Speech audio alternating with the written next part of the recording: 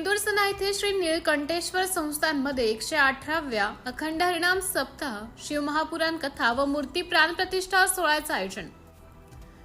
सेंदूरसना येथील श्री नीलकंठेश्वर संस्थानमध्ये श्री नीलकंठेश्वर कृपा आणि श्री संत गुरु माऊली मारुती महाराज दस्तापूरकर यांच्या आशीर्वादाने 118व्या अखंड हरिनाम सप्ताह, शिवमहापुराण कथा, ज्ञानयज्ञ, श्री राम लक्ष्मण सीता व हनुमान मूर्ती प्राण प्रतिष्ठा, कलशारोहण तसेच श्री शिवलीलामृत ग्रंथ पारायण व कीर्तन सोहळ्याचे भव्य आयोजन करण्यात आले आहे.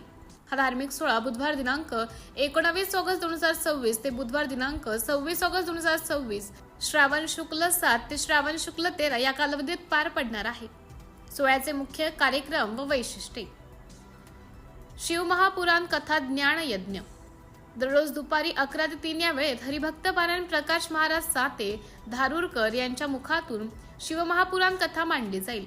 मूर्ती प्राण प्रतिष्ठा व महाप्रसाद. दिनांक 26 ऑगस्ट 2026 रोजी सकाळी 6 वाजता सामूहिक काकडा आरती, सकाळी 7 ते 9 वाजता श्रींची मिरवणूक, 10 वाजता महापूजा, त्यानंतर काल्याचं कीर्तन व महाप्रसादाचं वाटप करण्यात येईल.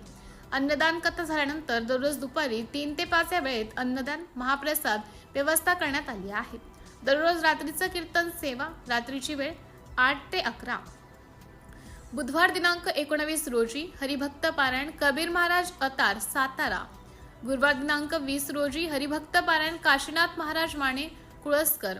शुक्रवार दिनांक 21 रोजी हरिभक्त पारायण कविराज महाराज जावरे पुणे. शनिवार दिनांक 22 रोजी हरिभक्त पारायण प्रकाश महाराज साते धारूरकर. रविवार दिनांक 23 रोजी हरिभक्त पारायण बाळू महाराज गिरगावकर. सोमवार दिनांक 24 रोजी हरिभक्त पारायण संतोष महाराज आढावणे युवाचार्य. मंगळवार दिनांक 25 रोजी हरिभक्त पारायण अंकुर महाराज साखरे कीर्तन केशरी.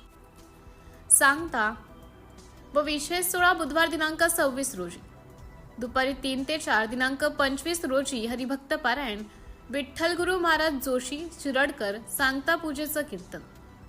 सकाळी 10 ते 11 हरिभक्त पारायण पुरुषोत्तम महाराज पोरखणीकर श्रद्धास्थान.